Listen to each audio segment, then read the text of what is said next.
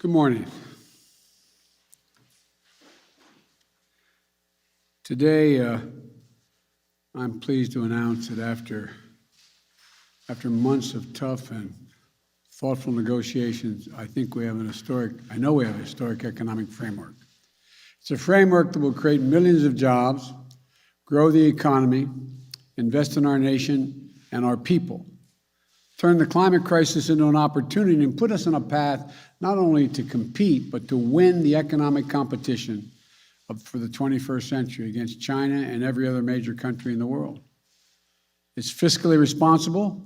It's fully paid for. 17 Nobel Prize winners in economics have said it will lower the inflationary pressures on the economy.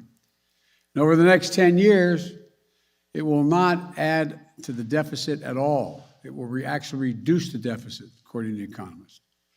I want to thank my colleagues in the Congress for their leadership. We spent hours and hours and hours over months and months working on this. No one got everything they wanted, including me. But that's what compromise is. That's consensus. And that's what I ran on. I've long said compromise and consensus are the only way to get big things done in a democracy, important things done for the country. I know it's hard. I know how deeply people feel about the things that they fight for. But this framework includes historic investments in our nation and in our people. Any single element of this framework would fundamentally be viewed as a fundamental change in America. Taken together, they're truly consequential. I'll have more to say after I return from the critical meetings in Europe this week. But for now, let me lay out a few points. First, we face, and I apologize for saying this again, we face an inflection point as a nation. For most of the 20th century, we led the world by a significant margin because we invested in our people, not only in our roads and our highways and our bridges, but in our people and our families. We didn't just build an interstate highway system, we built a highway to the sky. We invested to win the space race, and we won. We're also among the first to provide access to free education for all Americans, beginning back in the late 1800s. That decision alone to invest in our children and their families was a major part of why we were able to lead the world for much of the 20th century. But somewhere along the way, we stopped investing in ourselves, investing in our people. America is still the largest economy in the world. We still have the most productive workers and the most innovative minds in the world. But we've risked losing our edge as a nation. Our infrastructure used to be rated the best in the world. Today, according to the World Economic Forum, we rank 13th in the world. We used to lead the world in educational achievement. Now the Organization for Economic Cooperation and Development ranks America 35th out of the 37 major countries when it comes to investing in early childhood education and care. And we know how our children start impacts significantly on how they'll finish. We can't be competitive in the 21st century global economy if we continue this slide. That's why I've said all along, we need to build America from the bottom up and the middle out, not from the top down, with the trickle-down economics that's always failed us. I can't think of a single time when the middle class has done well that the wealthy haven't done very well. I think of many times, including now, when the wealthy, the super wealthy, do very well, and the middle class don't do well. That's why I propose the investments Congress is now considering in two critical pieces of legislation. Positions I ran on as president, positions I announced when I laid out in a joint session of Congress what my economic agenda was. These are not about left versus right, or moderate versus progressive, or anything else that pits Americans against one another. This is about competitiveness versus complacency. Competitiveness versus complacency. It's about expanding opportunity, not opportunity denied. It's about leading the world or letting the world pass us by. Today, with my Democratic colleagues, we have a framework for my Build Back Better initiative. And here's how it will fundamentally change the lives of millions of people for the better. Millions of you are in the so-called sandwich generation, who feel financially squeezed by raising a child and caring for an aging parent. About 820,000 seniors in America and people with disabilities have applied for Medicaid, and they're on a waiting list right now to get home care. They need some help. They don't have to be kicked out of their homes, but they need a little help getting around, having their meals made occasionally for them. They don't want to put them in nursing homes, not because of the cost, but because it's a matter of dignity. They want to stay in their homes. But it's hard. You're just looking for an answer so your parents can keep living independently with dignity. For millions of families in America, this issue is the most important issue they're facing. It's personal. So here's what we're going to do. We're going to expand services for seniors so families can get help from well-trained, well-paid professionals to help them take care of their parents at home, to cook meals for them, to get their groceries for them, to help them get around, to help them live in their own home with the dignity they deserve to be afforded. Quite frankly, what we found is that this is more popular or as popular as anything else we're proposing because the American people understand the need. It's a matter of dignity and pride for our parents. 30 years ago, we ranked number 7 among the advanced economies in the world as a share of women working. You know where we are today? We ranked 23rd. 23rd, 7 to 23. Once again, our competitors are investing, and we're standing still. Today, there are nearly 2 million women in America not working today simply because they can't afford childcare. Typical family spends about $11,000 a year on childcare. Some states, it's $14,500 a year per child. We're going to make sure nearly all families earning less than $300,000 a year will pay no more than 7% of their income for childcare. And for a family making $100,000 a year, that will save them more than $5,000 in childcare. This is a fundamental game changer for families and for our economy, as more parents, especially women, can get back to work and work in the workforce. I'm looking at a lot of significant press people in front of me. A lot of them are working mothers. They know what it costs. I remember when I got to the Senate, I lost my wife and daughter in an accident, my 2 boys. I started commuting 250 miles a day because I had my mom and my dad and my brother and my sister to help me take care of my kids because I couldn't afford childcare, and I was getting a serious salary, $42,000 a year.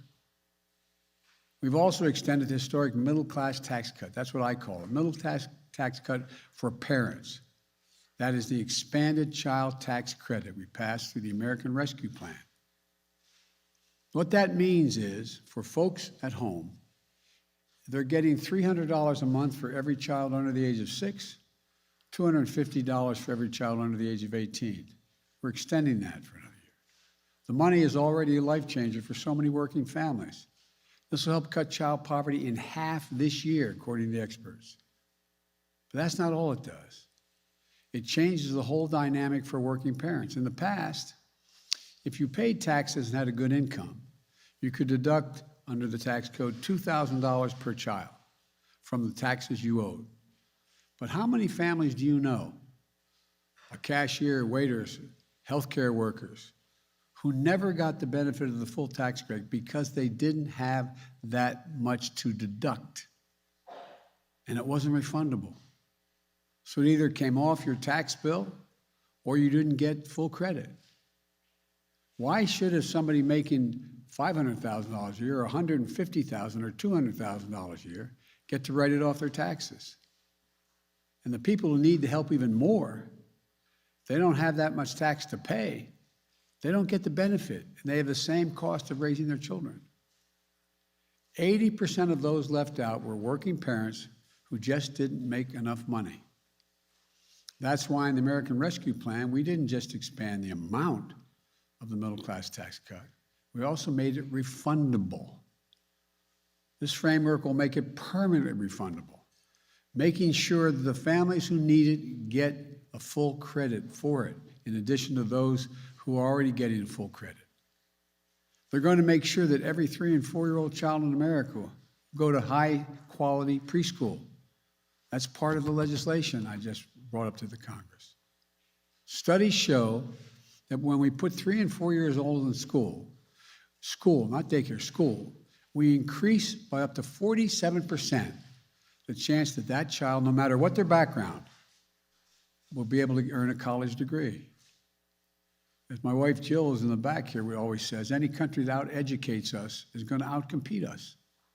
We can finally take us from 12 years to 14 years of universal education in America.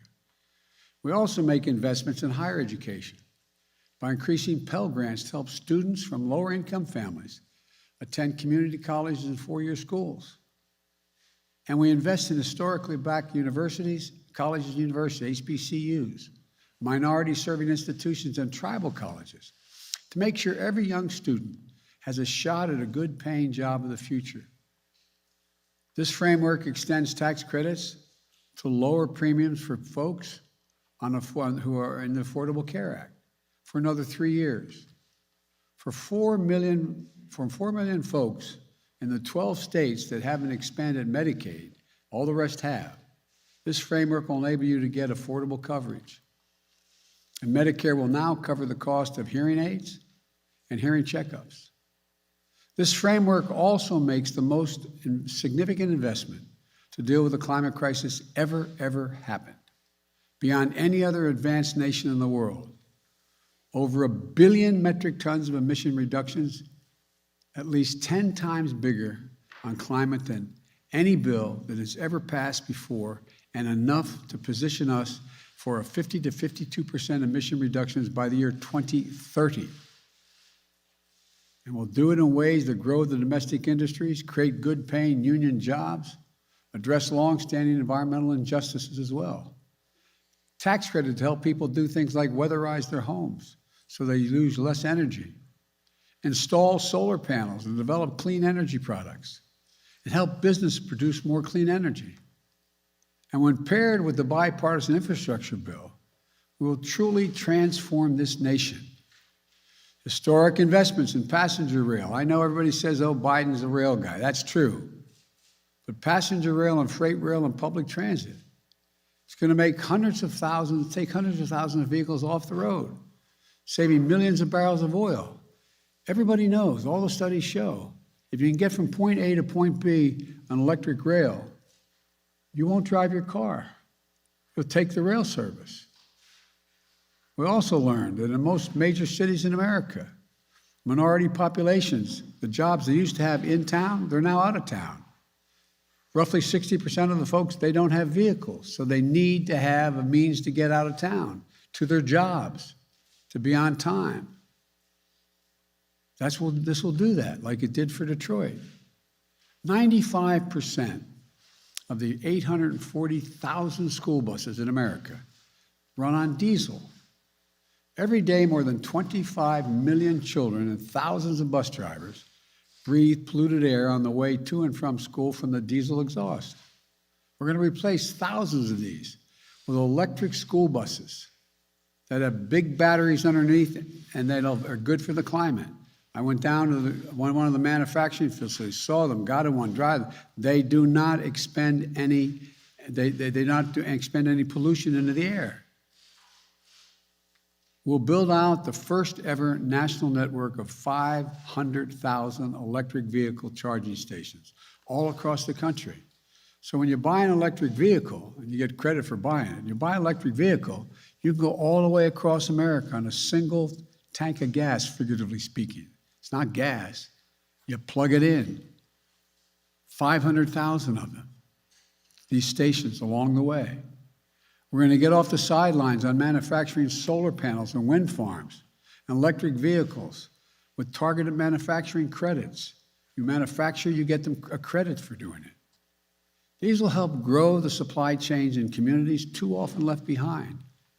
And we're going to reward countries for paying good wages, for companies, I should say, for good wages and for sourcing their materials from here in the United States. That means tens of millions of panels and turbines, doubling the number of electric vehicles we have on the road within just 3 years. We'll be able to sell and export these products and technologies to the rest of the world and creating thousands more jobs because we are once again going to be the innovators. We'll also make historic investments in environmental cleanup and remediation. That means putting people to work in good paying jobs at prevailing wage, capping hundreds of thousands of abandoned wells and gas wells, oil and gas wells, that need to be capped because they are leaking things that hurt the air. Putting a stop to the methane leaks in the pipelines, protecting the health of our communities. It's a big deal. And we'll build up our resilience for the next superstorms, drought, wildfires, and hurricanes that represent a blinking code red for America and the world. Last year alone, these types of extreme weather events you've all been covering and you've all witnessed and some of you have been caught in the middle of have caused $99 billion in damage to the United States within the last year. $99 billion. And we're not spending any money to deal with this? It's costing us significantly. In Pittsburgh, I met an IBEW electrical worker who climbs up on those power lines in the middle of a storm to try to put transformers in to keep the lights on when storms hit. He calls himself a 100% union guy. His job's dangerous. As he said, I quote, "I don't want my kids growing up in a world where the threat of climate change hangs over their heads," end of quote. Folks, we all have that obligation to our children and to our grandchildren. The bipartisan infrastructure bill is also the most significant investment since we built the interstate highway system and won the space race decades ago. This is about rebuilding the arteries of our economy. Across the country now, there are 45,000 bridges and 173,000 miles of roads that are in poor condition. Some of the bridges you don't even take a chance of going across. They're shut down. They can't be built back to the same standard because the weather's not going to get a lot better. We just got to keep from getting a heck of a lot worse. We have to build back better and stronger. No one should have to hold their breath as they cross a rundown bridge or a dangerous intersection in their hometown. We're going to put hardworking Americans on the job to bring our infrastructure up to speed. Good union jobs at prevailing wages. Jobs you can raise a family on. My dad would say you have a little breathing room. Jobs that can't be outsourced. Jobs replacing lead water pipes so families can drink clean water. Improving the health of our children and putting plumbers and pipe fitters to work. Jobs laying thousands of miles of transmission lines to build a modern energy grid. Jobs making a high-speed internet affordable and available everywhere in rural and urban America, particularly including the 35% of rural America that goes without it right now. This pandemic has made clear the need for affordable and available high-speed internet. The idea of a parent having to put their kids in the car for virtual learning, drive and sit in a McDonald's parking lot so their child can access the internet when school is taught virtually is not only unnecessary, it's just wrong. It's wrong. As I said before, these plans are fiscally responsible. They are fully paid for. They don't add a single penny to the deficit.